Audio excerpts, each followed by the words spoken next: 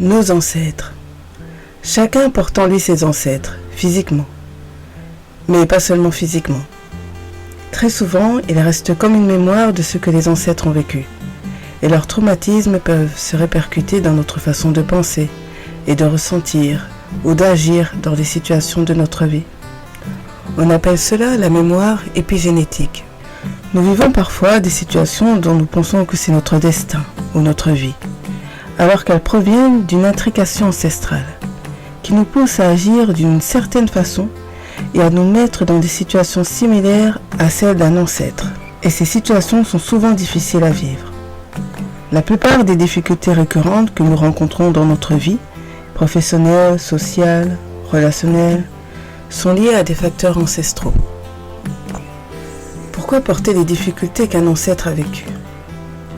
Parce que aucune souffrance oubliée ne disparaît vraiment tant qu'elle reste dans le silence. Comme nous sommes tous liés les uns aux autres, qu'on le veuille ou non, il y a cette loyauté inconsciente et que nous sommes le prolongement de ceux qui nous ont précédés. Ce sont tout simplement les conséquences que l'autre a laissées. C'est une loi de cause à effet. Mais souvent, les drames passés sous silence continuent à chercher une place à travers nous. Non pas pour nous détruire, mais être enfin vus.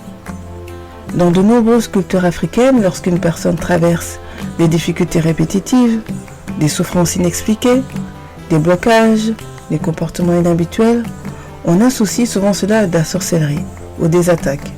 Derrière cela, il y a des mémoires familiales non guéries, des traumatismes de l'enfance, ou tout ce qu'on a refoulé qui revient à la surface. Nous marchons avec l'empreinte de ceux qui nous ont précédés, inscrite en nous, leurs blessures comme leurs forces. Lorsque la mémoire de la lignée est reconnue avec conscience et amour, quelque chose se réconcilie en profondeur. Et alors le lien sacré ne se cherche plus à l'extérieur, il se révèle à l'intérieur, dans le silence, dans la paix, dans l'unité retrouvée. En honorant ceux par qui la vie a traversé jusqu'à nous, le divin retrouve un espace pour circuler à travers nous. Là où la paix s'installe, le divin se remet en mouvement. Nos ancêtres nous ont transmis aussi leurs forces, des dons. Dans certaines familles, on retrouve des dons répétés, dans le domaine de la créativité, le chant, l'endurance, la persévérance. Ils apparaissent souvent sous forme de talents naturels. Les constellations ancestrales ne consistent pas seulement à se libérer du poids des ancêtres, mais aussi reconnaître ce qu'ils ont laissé de vivant en nous.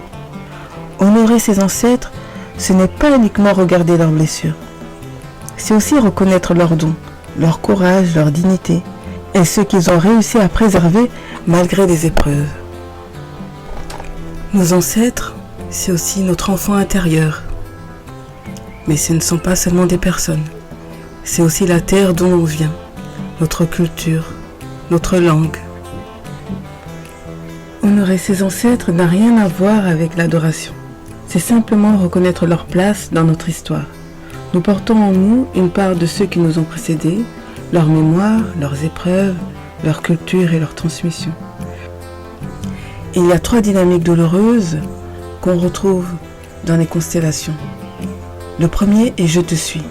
Je te suis dans ton destin tragique, dans tes maladies, et peut-être même dans la mort.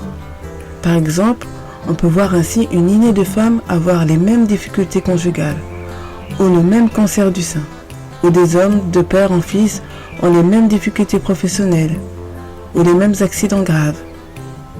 La deuxième dynamique douloureuse, je le fais à ta place. Je vais me charger, moi, de ton fardeau.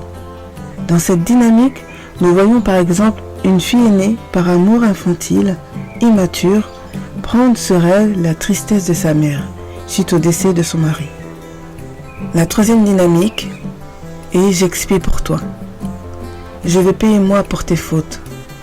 Dans cette dynamique, on peut voir par exemple un petit-fils ne pas se permettre de réussir dans sa vie, d'accumuler des échecs professionnels ou des dettes parce que son père ou son arrière-grand-père a bâti sa fortune sur le dos des autres, peut-être en les volant, en les spoliant ou en les escroquant.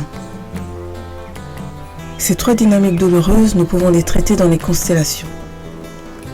Par contre, Ça ne remplace pas une séance de psychothérapie.